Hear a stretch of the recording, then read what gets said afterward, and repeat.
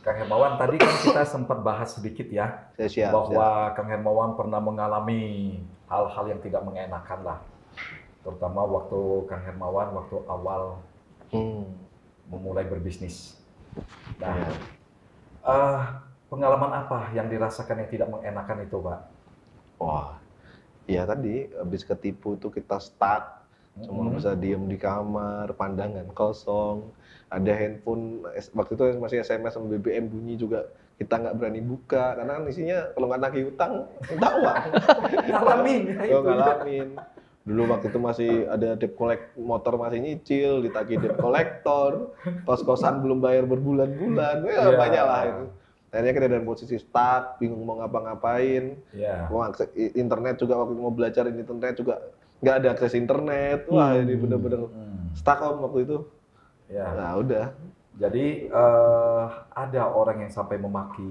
Oh ada, dibilang penipu, dibilang penipu sih waktu itu paling ini, dibilang penipu, dimarah-marahin sama ibu-ibu. Wah udah, ini banget lah. Gimana cara Kang Hermawan waktu orang sedang marah-marah begitu, meredam amarahnya dia gitu? Saya ngaku salah aja, Bu, saya salah Bu, saya udah minta maaf, saya salah, saya akan perbaikin.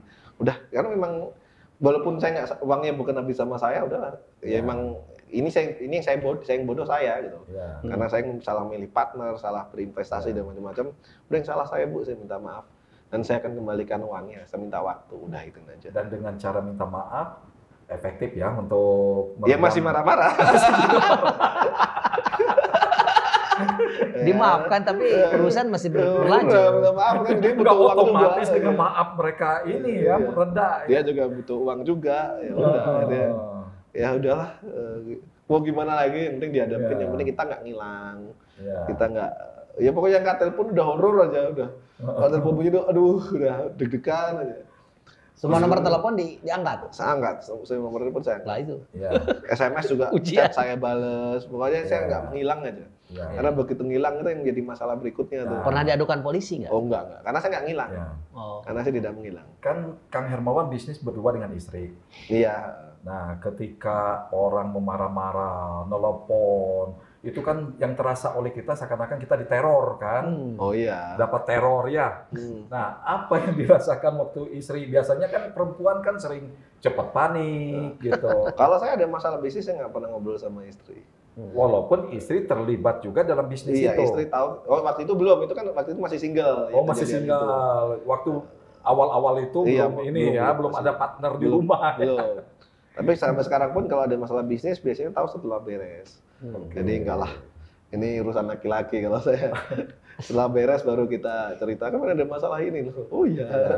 Oh udah beres. Udah beres baru diobrolkan ya. Betul. Jadi di rumah juga aman-aman aja ya. Iya aman-aman aja. Walaupun kita harus utang harus apa, pokoknya itu tahunya pendapatan lancar aja udah. Nah waktu mengalami ya dimaki orang, dimarahin orang, ada nggak menjadi ya mau bisnis itu menjadi takut untuk bisnisnya? Oh kalau saya nggak, karena saya cuma punya satu jalan pilihan aja, bisnis aja nggak. Karena nggak mungkin kerja, nggak punya jasa. Dibakar tadi. Memang dari awal memang sudah tidak niat. Sudah mendesain hidup saya untuk bakar kapal. Oke, jadi itu apa dong yang dicari waktu di kampus waktu itu? Di kampus, kan biasanya orang, punten ya, biasanya orang kalau dia itu kuliah, itu biasanya target awal dia ingin jadi pegawai dulu. Nah, sedangkan Kang Hermawan kan tidak seperti itu kan. Kita pertama begitu, ingin masuk karyawan Telkom, karena kan kita kerja di sekolah di kampus Telkom. Ya tahun pertama begitu, cuma tahun kedua karena dilihat ada seminar entrepreneur waktu itu Pak. Saya pengen punya bakmi apa lupa tuh. Bakmi Langgar? Bukan satunya, bakmi lupa saya. Orang EU juga, cuma saya lupa namanya, ngisi seminar di kampus. Enak juga dia jadi pengusaha kayaknya ya. Udah langsung buyar itu. Dan setelah itu begitu di kampus saya juga lebih banyak aktif di UKM di student center daripada di kelas. Pokoknya kalau batas absen kelas nggak boleh masuk 30%, nah itulah saya itu. Kalau nggak 28, 29% lah absennya. Tapi nggak bawa buku dikantongin, nggak ya? Enggak. Nggak. Ya walaupun di kelas tidur, pokoknya batas absen berapa? Oh masih banyak nih, ini harus dimanfaatkan Iya. dengan baik absennya itu. Ya. Ya. Nah, terus gini kan, biasanya orang tua kan inginnya masa depan anak itu aman, Betul, sedangkan bisnis itu berisiko betul. menurut orang tua. Iya. Waktu Kang Hermawan memutuskan untuk jadi ingin membuka usaha, Mm-mm. dapat ini nggak? Dari orang tua? Tentangan. Oh iya, pasti. Apalagi keluarga saya kan banyak yang berkarir di BUMN bahkan sampai level-level tinggi. Mulai dari keluarga bapak, keluarga ibu. Ya. Ibu saya juga. Pokoknya BUMN semua lah ini. Bapak atau ibu waktu itu Bapak yang paling menentang? semuanya. Semuanya menentang. Bapak, ibu, kakek, wah semuanya karyawan-karyawan Pertamina, Angkasa Ya. Putra, Kimia Farma, Telkom, udah BUMN semua. Apa Kang yang dibilang oleh orang tua Iya, waktu intinya pengusaha awal mau jadi memutuskan? apa? Lupa sih saya. Ini teknis ininya adalah mau jadi apa pengusaha, dapat duit dari mana, penghasilan nggak pasti. Wah Iya. itu udah itu. Nah solusi saya waktu itu akhirnya adalah, oh ini jangan sampai nih orang tua nggak ridho kita pengusaha. Ya udah, waktu itu saya daftar jadi dosen tuh di kampus Telkom. Katanya nggak ada ijazah. Iya, karena nggak tahu, saya juga bisa masuk itu juga bingung gitu. Saya bisa ya karena mungkin alumni ya. Oke. Alumni Masih di alma mater. masih di alma mater. Ya udah saya ngajar lah, walaupun waktu itu ngajarnya mata kuliah yang dalam tanda kutip bukan mata kuliah yang serius, ngajar inovasi kewirausahaan, Oke. keterampilan komunikasi. Ini kan mata kuliah yang nggak Ya. perlu gelar tinggi-tinggi. Ya. Nah, akhirnya ngomong ke orang tua, ini udah jadi dosen di Telkom ya, nah, orang tua udah bangga tuh. Ya, ya. Nah saat itu, ya karena dosen kan kita bebas ya, waktu Ya, nggak full, akhirnya kita sambil ngebangun bisnis tadi. ya, Setelah bisnis berhasil baru kita ngomong. ya. Ya, biasa, pingin apa, pingin ini, tiba-tiba kita beliin, pengen umroh, kita umrohin. Kan orang tua lama-lama mikir, ini gaji dosen berapa, ini nggak bisa begini. Nah, Baru waktu- kita ngomong. dan dia langsung nerima. Ya sekarang menerima. Menerima. Ya karena kan kita memberikan bukti. Ya. Kadang saya nggak mau tadi saya menghindari apa namanya keributan atau apa, udahlah ikutin aja dulu. Ya. Begitu kita ada bukti, ini kalau saya jadi dosen nggak bisa loh kayak begini. Ya juga ya, kan nggak logis. Ya. Gitu. Terus sekarang udah nggak dosen lagi ya? Nah udah, ya cuma 1-2 tahun untuk formalitas ke orang tua aja itu. Ya. Nah, yang jadi kan tadi setelah dapat celaan, terus kemudian orang tua yang nggak merestui, Iya, gitu ya. Terus apa yang dilakukan oleh Kang Hermawan sehingga semangat itu nggak turun gitu loh Kang? Nah ya, ini tadi seperti yang saya sampaikan sempat tadi adalah kita turun itu karena kita sendiri aja. Ya. Kalau kita bareng-bareng, ada komunitas, ada teman-teman yang sevisi, ini yang nguatin kita sebenarnya. Karena begitu kita ngelihat kita ini utang cuma ratusan juta, kemudian ya masih bisa tinggal di kos-kosan lah walaupun kos-kosannya nunggak, tapi begitu ngobrol sama yang lain, utangnya miliaran, udah diusir dari rumah, tinggal di masjid. Harusnya saya bersyukur ya, nggak sama seperti dia. Karena ternyata banyak yang lebih buruk gitu. Ya. Tapi ketika ngeliat dia bisa bangkit, nah kalau dia aja bisa bangkit, kenapa kita enggak? Nah, Ya. ternyata dengan kita berkomunitas, kita punya teman yang sevisi, yang punya pengusaha-pengusaha juga, ini jadi numbuhin semangat kita gitu. Ya. Karena begitu kita sendiri, ya udah kayaknya cuma stuck di kamar, nggak mau ngapa-ngapa bingung. Tapi begitu kita ngobrol sama mereka, yang pertama tadi, ternyata kita harus bersyukur, karena banyak yang lebih sengsara daripada kita. Utangnya miliaran, ditinggal istri, aduh, ngeri banget itu. Ya. Nah, yang kedua, dengan kita ngobrol sama mereka, kadang dapat banyak ide tuh, bahkan banyak peluang-peluang bisnis.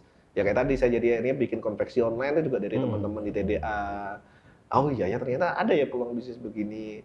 Nah begitu sih Om. Jadi intinya silaturahmi. Ketika kita stuck, udahlah ngobrol aja lah. Tapi sama orang-orang yang memang sefrekuensi lah. Gitu. Kalau kita ngobrolin sama teman-teman yang masih kerja masih ini ya akhirnya udahlah jasa ambil aja lah.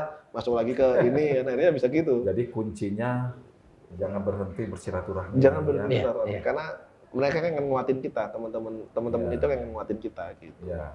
Nah, 5 menit. terus yang itu tadi yang kan mengalami kegagalan-kegagalan ya kan. Pasti untuk sebagian orang kegagalan itu awal bencana lah. Oh iya, Untuk bangkit lagi itu susah. memang, memang susah. Ya, waktu itu Kang Hermawan gimana mengatasi ya mungkin mentalnya yang turun gitu karena mengalami kegagalan. Kalau saya sih pegang prinsip gini, kalau orang lain bisa, saya harusnya bisa. Jadi ketika saya tadi down atau apa stuck, karena saya nggak ngeliat orang lain yang jauh lebih, dalam tanda kutip, lebih rendah dari saya posisinya. Iya. Nah akhirnya tadi ketika kita silaturahmi dan macam-macam, ketemu ada orang yang situasi lebih rendah, Nah, kemudian dia yang bisa. dibilang orang lain itu ada yang dijadikan tokoh panutan nggak ini? Wah, waktu itu teman-teman sekitar aja, karena Teman kan aja ya. waktu itu kan kita akses untuk belajar atau melihat tokoh-tokoh 2011 itu Masih terbatas sekali. harus beli Ya. buku juga, buku nggak sebanyak Betul. sekarang, YouTube nggak ada. Iya. Benar-benar dapat apa tokoh yang bisa begitu nggak beda. Kalau itu kita tahunya cuma Sandiaga Uno dapat. Ini mah udah orang sukses dari Iya. lahir udah. Dan kita hanya tahu Sandiaga Uno Sandiaga Uno namanya. namanya gitu. Tapi Dulu kan ramai 2010 Sandiaga Iya. Uno. Nah ini mah udah paling Bob Sadino. Bob Sadino yang itu jadikan- nggak bisa kita jadiin pegangan. Iya. Ya ini dari Iya. lingkungan terdekat, orang-orang yang bangkrut ternyata bisa bangkit. Tuh kalau dia bisa harusnya saya bisa gitu. Oke.